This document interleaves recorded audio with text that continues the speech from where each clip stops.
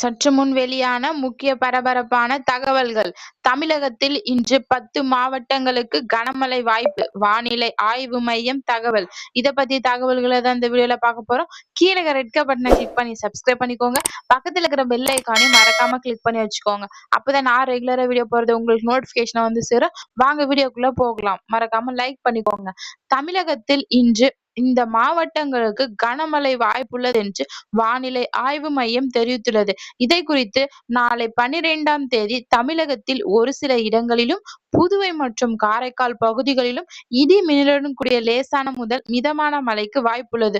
குறிப்பாக கோயம்புத்தூர் மற்றும் திருநெல்வேலி மாவட்ட மலைப்பகுதிகளுக்கும், நீலகிரி, தேனி, தென்காசி, மதுரை, திண்டுக்கல், திருச்சிராப்பள்ளி, சேலம் மற்றும் நாமக்கல் மாவட்டங்களுக்கும் 13/10/2025 தமிழகம் ஒரு சில இடங்களிலும், புதுவை மற்றும் காரைக்கால் பகுதிகளிலும், கோயம்புத்தூர் மற்றும் திருப்பூர் மாவட்ட மலைப்பகுதிகளிலும், நீலகிரி, ஈரோடு, தேனி, திண்டுக்கல், சேலம் மற்றும் நாமக்கல் பகுதிகளுக்கும் இடிமின்னலுடன் கூடிய லேசான முதல் மிதமான மழைக்கு வாய்ப்புள்ளது.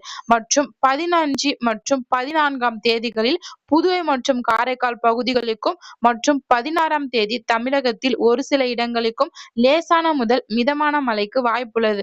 குறிப்பாக திருநெல்வேலி மாவட்டம் மற்றும் கோயம்புத்தூர், கன்னியாகுமரி, தூத்துக்குடி, தென்காசி, விருதுநகர், மதுரை, ராமநாதபுரம், நீலகிரி, தேனி மற்றும் திண்டுக்கல் மாவட்டங்களில் ஓரிரு இடங்களில் கனமழைக்கு வாய்ப்புள்ளது.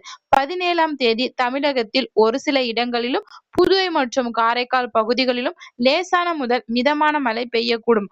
கோயம்புத்தூர் மற்றும் திருப்பூர் மாவட்ட மலைப்பகுதிகள், நீலகிரி, ஈரோடு, தேனி, திண்டுக்கல் மற்றும் தென்காசி மாவட்டங்களுக்கு கனமழை வாய்ப்புள்ளது என்று வானிலை ஆய்வு மையம் தெரிவித்துள்ளது. இதை குறித்து இந்த நிலையில் இன்று கேரளா, கர்நாடகா கடலோர பகுதிகள் மற்றும் அதனை ஒட்டிய உள்ள மத்திய கிழக்கு, தென்கிழக்கு அரபிக்கடல் பகுதிகள், லட்சத்தீவு பகுதிகள் மற்றும் அதனை ஒட்டிய குமரிக்கடல் பகுதிகள் சூறாவளி காற்று மணிக்கு 35 முதல் 45 கிலோமீட்டர் வேகத்திலும், இடையிடையே 55 கிலோமீட்டர் வேகத்திலும் வீசக்கூடும் என்பதால் இப்பகுதிகளுக்கு மீனவர்கள் மீன்பிடிக்க செல்ல வேண்டாம் என்று அறிவுறுத்தப்படுகிறது. நன்றி, வணக்கம்.